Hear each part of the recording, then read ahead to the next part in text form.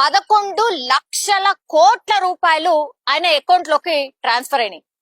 11,00,00,000 రూపాయలు అంటే ఒక్కసారి స్క్రీన్ పక్కన మీకు ఆ నంబర్ ఎంతనో ఒక్కసారి చూడండి. ఎన్ని డిజిట్స్ ఉన్నాయో మీరు ఒక్కసారి చూడండి.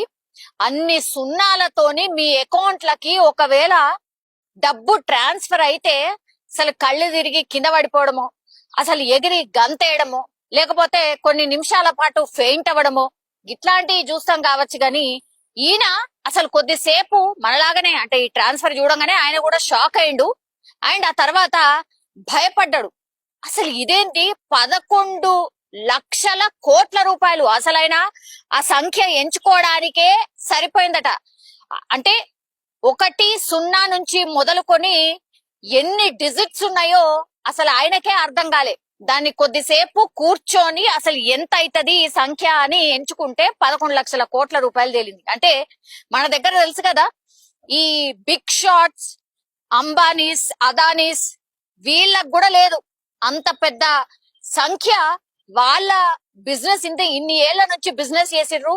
ఓ పెద్ద బిగ్ బిజినెస్ మ్యాగ్నెట్స్ అని చెప్పే వాళ్ళ ఖాతాలో కూడా, లేకపోతే ఆ మొత్తం ఆస్తులు వాళ్ళ అన్ని కలిపితే కూడా ఇంత పెద్ద సంఖ్య లేదట. అట్లాంటిది ఏకంగా ఇప్పుడు ఈ దీపక్ అకౌంట్ లోకే ఈ డబ్బు వచ్చి చేరింది. దీంతో ఫస్ట్ ఆయన చేసింది ఏంటంటే, అసలు ఆయన అకౌంట్ ఎక్కడైతే ఓపెన్ చేసిండో ఆ బ్యాంక్ కి పోయిండు. కోటక్ మహేంద్రకు సంబంధించిన బ్యాంక్ ఇది. ఆయన ఫస్ట్ అక్కడికి పోయి, సార్ ఒక్కసారి చూడండి అని డైరెక్ట్ గా బ్యాంక్ మేనేజర్ కి పోయి అడిగిండట.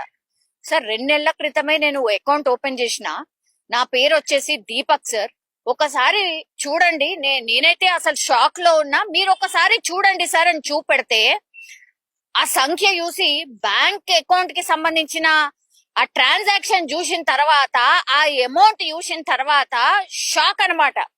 ఫస్ట్ ఆ అకౌంట్ ని ఫ్రీజ్ చేసిండ్రు. దాని తర్వాత ప్రాథమికంగా వాళ్ళు దీని మీద ఎంక్వైరీ స్టార్ట్ చేసినప్పుడు ఒక మనిషి అనుకుందాం, బై మిస్టేకన్లీ ఎవరైనా ట్రాన్స్ఫర్ చేసిండ్రేమో అని అనుకుందాం. ఒక మనిషి డైరెక్ట్ గా ఒక అకౌంట్ నుంచి ఇంకో అకౌంట్ కి ఇంత డబ్బు ట్రాన్స్ఫర్ అయ్యే అవకాశం ఉంటుందా? లేదు. ఫస్ట్ ఆప్షన్ నో, అసలు దానికి ఏమంటారు, అసలు ఛాన్సే లేదు. నెక్స్ట్ ఆప్షన్ ఏముంటది? సరే, ఈ బ్యాంక్ అకౌంట్ కి సంబంధించినవి ఆర్ బ్యాంక్ ట్రాన్సాక్షన్స్ చేస్తున్నప్పుడు, రకరకాల అకౌంట్లకి ట్రాన్స్ఫర్లు చేస్తున్నప్పుడు ఏమైనా టెక్నికల్ ఇష్యూ వల్ల ఏమైనా ట్రాన్స్ఫర్ ఇటువైపు అయ్యిందా అనేది ఇంకోటి. ఆ తర్వాత హవాలా డబ్బు మీద కూడా అనుమానం ఉంది. హవాలా డబ్బు ఇన్ని